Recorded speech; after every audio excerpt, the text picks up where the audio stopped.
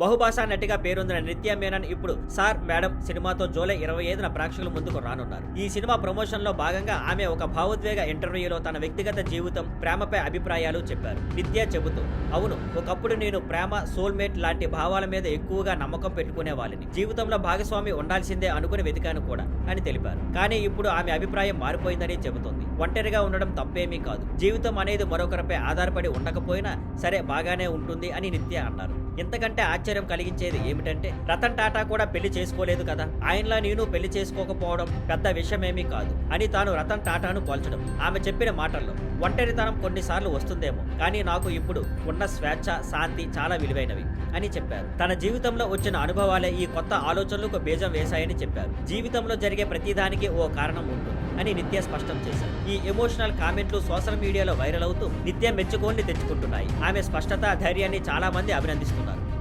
Thank you for watching. Please like, share and subscribe.